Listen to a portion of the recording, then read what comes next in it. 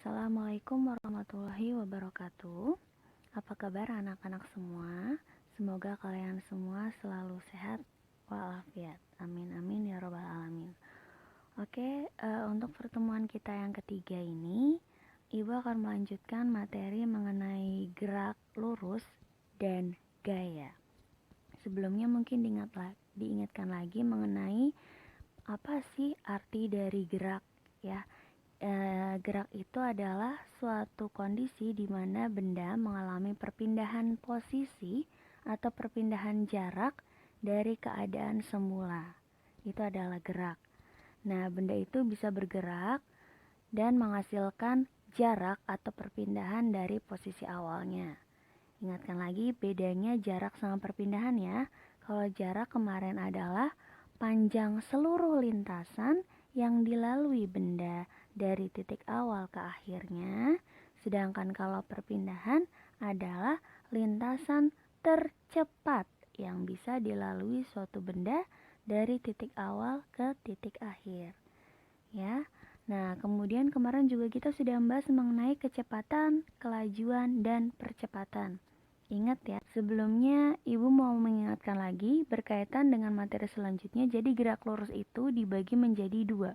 Yang pertama adalah gerak lurus beraturan atau bisa disingkat GLB. Dan yang kedua nanti kita akan bahas mengenai gerak lurus berubah beraturan atau GLBB. Nah, kita mulai yang pertama dulu mengenai GLB atau gerak lurus beraturan. Apa sih GLB itu? Jadi kalau kalian lihat di sini, ada sebuah mobil yang melaju dengan kecepatan sama 2 meter per second, 2 meter per second, 2 meter per second, 2 meter per second setiap 1 detiknya, setiap 1 secondnya. Karena kecepatannya sama setiap 1 detik, maka mobil ini dikatakan sedang melaju dengan kecepatan tetap. Sehingga ini termasuk ke dalam contoh gerak lurus beraturan, di mana kecepatannya tetap, yaitu 2 meter per second. Lalu apa sih definisi dari gerak lurus beraturan? Gerak lurus beraturan itu adalah gerak suatu benda yang menempuh lintasan lurus dengan arah tetap dan kelajuan tetap. Ada 3 syarat di situ, lintasannya lurus, arahnya tetap, tidak bolak-balik, dan kelajuan atau kecepatannya pun tetap. Kalau sudah 2 meter per second, maka 2 meter per second terus. Tidak berubah-ubah, tidak makin besar atau makin kecil kecepatannya. Atau bisa disimpulkan bahwa gerak lurus beraturan adalah gerak benda dengan kecepatan tetap. Lalu apa saja syarat dari suatu benda bisa dikatakan mengalami GLB atau gerak lurus beraturan? Yang pertama, dia harus kecepatannya tetap atau V-nya tetap, velocity-nya atau kelajuannya juga tetap. Yang kedua adalah percepatannya 0. Jadi ketika suatu benda kecepatannya tetap 2 meter per second, 2 meter per second hingga akhir, maka dia tidak mengalami perubahan kecepatan, gitu kan? Kalau benda tidak mengalami perubahan kecepatan, maka percepatannya adalah 0. Karena kemarin percepatan adalah perubahan kecepatan tiap waktu. Karena kecepatannya dari awal sampai akhir adalah tetap 2. Kalau kita selisihkan pun 2 kurang 2 tetap 0. 2 kurang 2 tetap 0. Karena hasilnya selalu 0, maka percepatannya pun juga 0, alias tidak ada percepatan, seperti itu. Kemudian yang terakhir adalah untuk persamaan dari gerak lurus beraturan kita bisa mencari dengan rumus S sama dengan V kali T atau S sama dengan S0 plus V kali T. Nah, ini lagi S di situ maksudnya adalah jarak ya, Nak. Space atau jarak. Dalam satuan internasional dia biasanya ditulis dengan meter, tapi bisa juga dengan kilometer. Kemudian V kemarin adalah velocity atau kecepatan. Kecepatan ini biasanya satuan internasionalnya adalah dalam meter per second atau juga bisa ditulis dengan kilometer per jam. Biasanya kayak kecepatan mobil atau motor pada speedometernya itu tertulis sekian kilometer per jam. Itu adalah satuan dari kecepatan atau kelajuannya. Kemudian T sendiri adalah time. Time berarti waktu. Waktu satuan internasionalnya biasanya dalam second. Atau bisa juga ditulis dalam satuan jam. Nanti tinggal disamakan saja. Gitu ya. Kemudian kalau S0 itu apa? S0 di situ adalah jarak awal. Biasanya ini digunakan ketika mobilnya sudah bergerak di awal dengan jarak sekian meter saja biar lebih enak dihafal. Mungkin kalau di SD kalian pernah dengar rumus JKW, Jokowi, jarak, kecepatan, waktu. Tapi untuk SMP kita fisika pakai simbol-simbol fisika mulai dari sekarang ya. Berarti kita nggak pakai JKW, jaraknya S, K kecepatannya V, W waktunya T. Kita ganti semua ya. Jadi kalau dituliskan dalam rumus segitiga, JKW-nya diganti seperti ini. S sama dengan VT. Sambil diajarkan cara membaca rumus segitiga. Jadi rumus segitiga itu cara bacanya bagaimana? Cara baca rumus segitiga itu tidak susah. Cara bacanya kalian tinggal kalau atas dengan bawah itu hubungannya dibagi. Jadi misalkan S dengan V kan atas bawah. Mereka hubungannya dibagi. S dengan T hubungannya juga dibagi. Maksudnya bagaimana, Bu? Jadi kalau misalkan yang ditanya adalah V, maka V sama dengan S dibagi V dibagi T. Maaf. Jadi kalau misalkan antara S dengan T pasti dibagi. Begitu juga kalau misalkan ditanyakan T. Kalau ditanyakan T, maka adalah S dibagi V. Seperti itu. Terus kalau misalkan antara V dengan T, mereka kan lurus. Kalau lurus hubungannya dikali. Jadi kalau misalkan yang ditanyakan adalah S adalah V dikali T.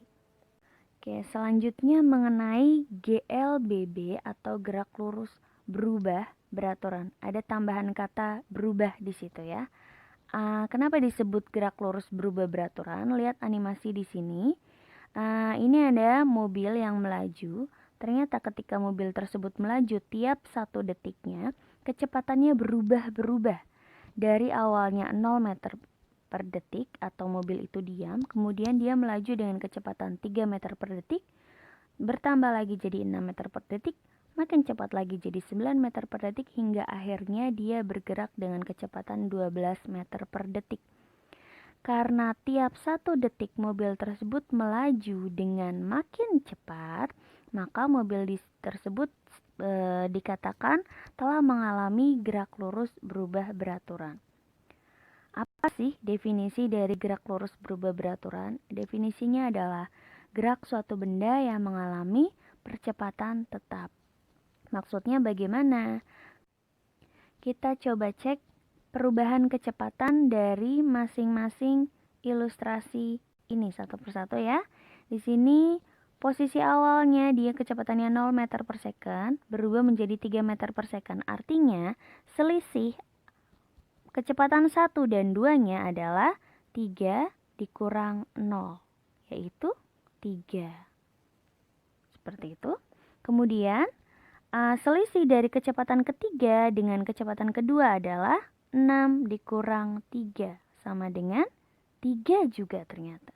Selisih kecepatan keempat dengan ketiga adalah 9 dikurang 6, yaitu 3 juga. Dan yang terakhir, selisih kecepatan kelima dengan keempat adalah 12 dikurang 9, yaitu 3 juga.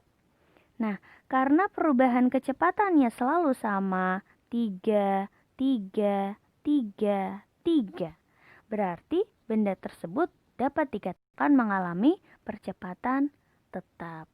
Seperti itu maksudnya. Ya. Jadi, apa saja sih syarat suatu benda dikatakan mengalami gerak lurus berubah beraturan?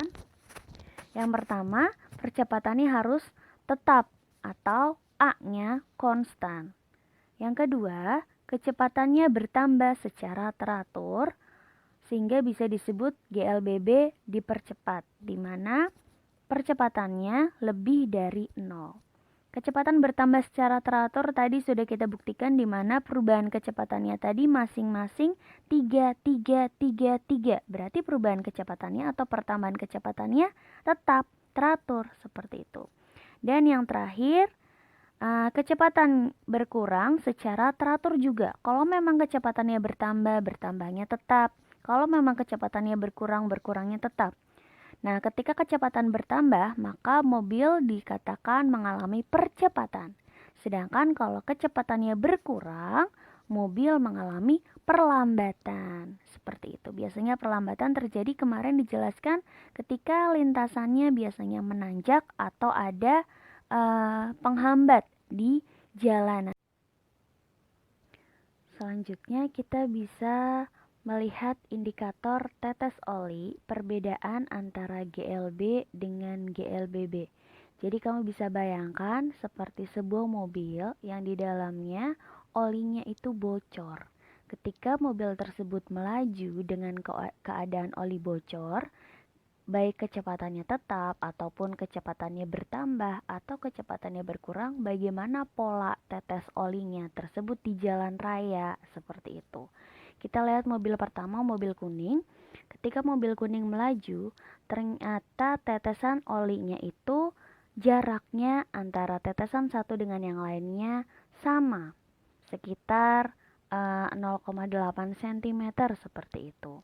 Nah, kalau jarak antara tetesan oli ini sama, maka mobil kuning tadi dikatakan telah mengalami GLB atau gerak lurus beraturan, di mana kecepatannya tetap, gitu ya. Jadi kalau kecepatannya tetap, tetesan olinya pun jaraknya tetap sama. Itu adalah ciri-ciri dari GLB. Kemudian kita lihat gambar yang kedua, mobil berwarna biru.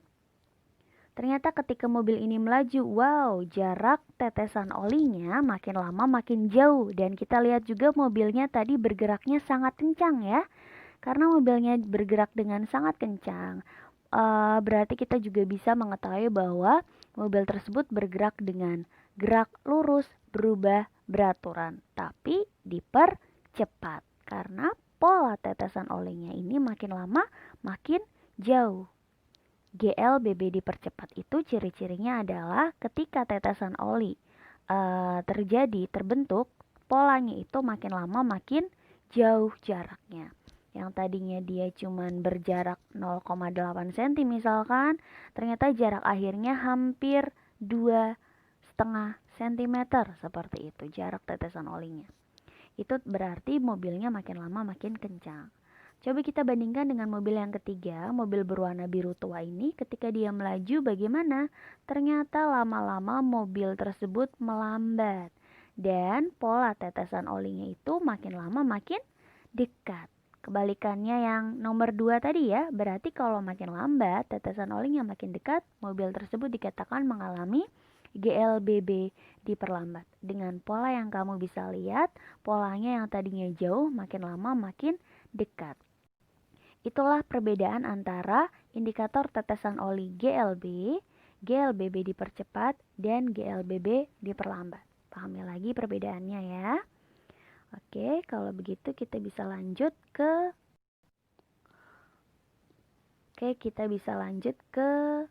contoh GLBB. Kita bisa coba kelompokkan ya. Ini contoh dari GLBB dipercepat atau diperlambatkah?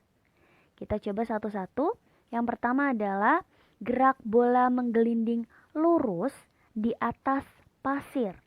Kita lihat di situ lintasannya lurus, berarti memang sudah gerak lurus. Tapi bergeraknya di atas pasir. Bayangkan ketika bola menggelinding di atas pasir, lama-lama bolanya makin lambat atau makin cepat. Tentunya kalau bergerak di atas pasir, bola itu akan makin lambat ya. Makanya ini disebut sebagai GLBB diperlambat. Karena apa? Karena adanya pasir itu menyebabkan gerak bolanya menjadi terhambat sehingga kecepatannya lama-lama berkurang. Kemudian yang kedua, gerak buah mangga jatuh dari pohonnya. Kalian mungkin pernah lihat buah mangga jatuh, buah kelapa jatuh. Ketika suatu benda jatuh dari atas ke bawah, maka dia pasti akan ditarik sama gravitasi bumi. ya kan? Karena ada gaya gravitasi bumi yang menarik sehingga kecepatan benda jatuhnya itu makin lama makin besar, sehingga ini juga termasuk ke dalam GLBB dipercepat. Makin cepat bendanya apalagi ketika jalannya menurun atau dia jatuh bebas. Yang ketiga, gerak papan seluncur menuruni lintasan. Ada kata turun. Nah, sama seperti contoh kedua, ketika bendanya bergerak menurun atau jatuh, maka dia masuk ke dalam GLBB dipercepat.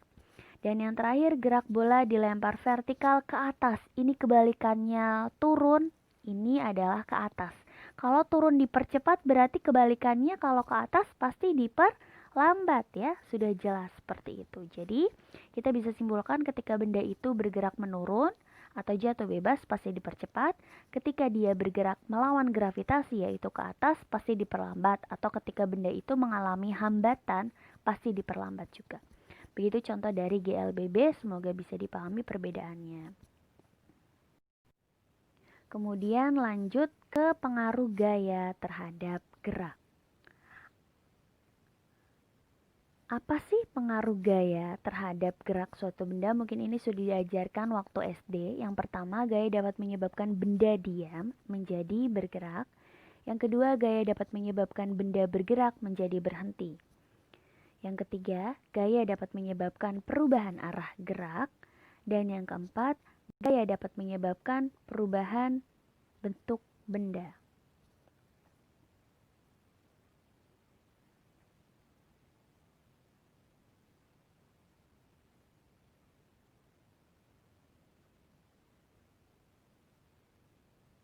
Baik, kita lanjutkan mengenai pengaruh gaya terhadap gerak. Apa saja itu? Yang pertama adalah gaya dapat menyebabkan benda diam menjadi bergerak, bisa melalui adanya dorongan atau tarikan terhadap suatu benda yang tadinya diam. Kemudian yang kedua, gaya dapat menyebabkan benda bergerak menjadi berhenti.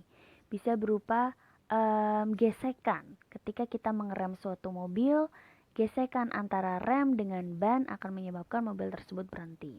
Kemudian yang ketiga, gaya dapat menyebabkan perubahan arah gerak. Nah, arah gerak ini bisa berupa belokan ke arah yang sebaliknya. Misalkan ketika kita mengendarai sepeda, kita menggeserkan stang sepedanya ke arah kanan, maka akan berubah arah gerak sepedanya tersebut ke arah kanan. Dan yang terakhir adalah gaya dapat menyebabkan perubahan bentuk benda. Bisa dicontohkan ketika kamu memberikan tekanan kepada tanah liat atau plastisin atau slime atau benda-benda empuk lainnya, ketika kamu pegang, kamu dorong, kamu sentuh, maka dia akan mengalami perubahan bentuk. Seperti itu. Nah, di sini gaya berkaitan erat dengan hukum Newton. Kita nanti akan bahas masing-masing hukum Newtonnya, yaitu nanti ada hukum pertama Newton, hukum kedua Newton, dan hukum ketiga Newton. Kita bahas dulu mengenai hukum pertama Newton. Bunyi hukum pertama Newton adalah jika resultan gaya pada suatu benda sama dengan 0, maka benda yang semula diam akan tetap diam dan benda yang semula bergerak akan tetap bergerak dengan kecepatan tetap. Berarti benda itu mengalami gerak, kalaupun kecepatannya tetap berarti GLB, seperti itu ya. Dan ini kalau dituliskan secara rumus matematis adalah sigma F sama dengan 0, dengan F-nya adalah force yang artinya gaya. Benda diam akan cenderung tetap diam. Yang kedua, benda bergerak akan cenderung tetap bergerak. Maksudnya benda tersebut karena memiliki kecepatan tetap, ketika dia diam akan tetap diam, ketika dia bergerak akan tetap bergerak, kecuali ada suatu gaya yang mempengaruhi benda tersebut sehingga kecepatannya berubah. Itu namanya hukum 1 Newton. Atau biasa disebut sebagai hukum inersia atau hukum kelembaman. Di sini bisa dilihat contoh kelembamannya. Ada seekor kambing yang berada di jalan raya. Tiba-tiba ada mobil yang melaju di depannya. Karena melihat domba tersebut ada di tengah jalan, mobil tersebut kaget kemudian mengerem mendadak.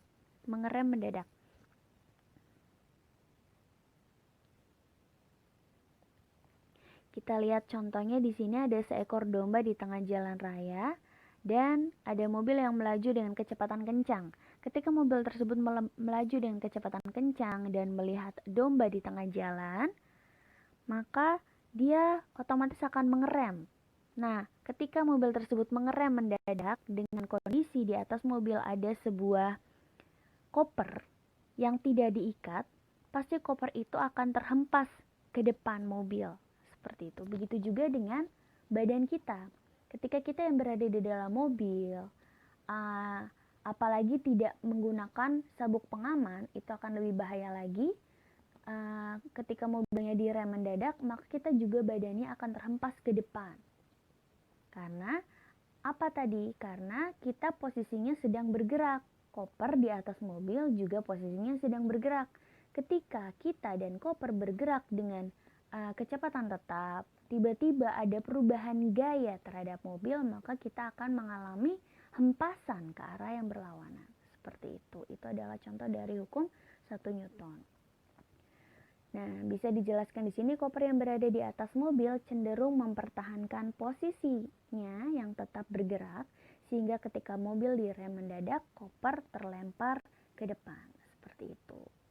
Kemudian untuk hukum 2 Newton, bunyinya adalah percepatan yang dihasilkan oleh resultan gaya yang bekerja pada suatu benda adalah searah dengan resultan gaya dan berbanding terbalik dengan massa bendanya. Kalimat ini bisa disederhanakan dengan rumus matematisnya saja, di mana A atau percepatannya sama dengan sigma F atau resultan gaya dan berbanding terbalik dengan M atau massanya. Dirumuskan segitiganya seperti ini. Jadi kalau misalkan kita mencari A, bisa dengan sigma F dibagi M. Ketika mencari F, bisa dengan M dikali A. Atau ketika mencari M adalah dengan F dibagi A. Mungkin di sini Ibu bisa tuliskan keterangannya masing-masing. Untuk A adalah percepatan. Nanti kalian bisa tuliskan juga di buku catatan masing-masing ya. Percepatan kemarin satuannya adalah meter per second kuadrat. Kemudian F di sini adalah force atau gaya, yang satuannya adalah Newton karena penemunya adalah Newton. Dan terakhir M adalah massa. Massa biasanya satuannya dalam kilogram ya nak ya. Nah, misal Ibu punya contoh soal sebuah benda yang masanya 2 kg, dia ditarik dengan gaya 5 Newton, dan satu lagi gaya yang berlawanan sebesar 8 Newton dan 7 Newton. Maka sebuah benda yang masanya 2 kg dikenai 3 gaya seperti tampak pada gambar. Jika gaya gesek diabaikan, berapakah percepatan benda tersebut? Nah, tadi percepatan itu adalah A. Ya, percepatan itu adalah A dan cara mencarinya adalah menggunakan rumus A sama dengan F per M. Kalau nanti di soal lain kita menemukan yang ditanyakan adalah massa, karena massa adalah M, maka kita pakai rumus yang M sama dengan F per A. Atau sebaliknya ketika ditanyakan adalah gaya, gaya adalah F, maka kita cari yang rumusnya F sama dengan M kali A. Seperti itu saja ya. Coba kita lihat cara penyelesaiannya seperti apa. Di situ diketahui ada sigma F sama dengan minus 5. Kita lihat cara mengerjakannya. Di sini ada sigma F. Kita cari sigma F-nya dulu ya, maksudnya jumlah gayanya. Karena di situ ada 3 buah gaya, maka kita hitung dulu total atau resultan gayanya. Sigma F adalah min 5 ditambah 7 ditambah 8. Kenapa kok bisa 5-nya dia nilainya minus? Ibu bisa bantu di sini. Kalau kalian menemukan gaya yang arahnya ke kiri, maka nilainya adalah minus. Kalau kamu menemukan gaya yang arahnya ke kanan, maka nilainya adalah plus. Seperti itu. Karena 5 Newton ini arahnya ke kiri, maka nilainya minus 5. Sedangkan 7 dan 8 mereka sama-sama ke kanan, berarti nilainya plus 7 dan plus 8. seperti itu. Jadi kita tinggal hitung ya, minus 5 tambah 7 itu sama aja artinya 7 dikurang 5 nak. Jangan bingung ya, 7 dikurang 5 itu kan 2. 2 ditambah 8 adalah 10. Resultan gayanya adalah 10. Lalu bagaimana caranya kita mencari percepatan benda tersebut, Bu? Nah, kita tinggal masukkan ke rumus tadi. A sama dengan F per M. Masukkan ke rumus yang tadi dengan massa 2 kg, yaitu F-nya 10, M-nya 2. Maka 10 dibagi 2 adalah 5 meter per second kuadrat. Seperti ini adalah cara untuk menghitung hukum kedua Newton. Seperti itu ya. Kita lanjutkan ke materi selanjutnya mengenai hukum ketiga Newton. Ini adalah hukum terakhir dari penemuan Sir Isaac Newton. Berbunyi, jika benda pertama mengerjakan gaya pada benda kedua, maka benda kedua akan mengerjakan atau membalas gaya pada benda pertama. Dan ini ada konsep balas-membalas. Kalau dituliskan dalam rumus matematis, F aksi sama dengan minus F reaksi. Ada yang tahu tanda minus ini artinya adalah gaya antara aksi dan reaksinya ini arahnya berlawanan. Arah berlawanan. Jadi ketika misalkan suatu benda memberikan gaya ke atas, maka yang satunya akan memberikan gaya perlawanan ke arah bawah, atau yang satu ke kanan, satunya ke kiri. Seperti itu.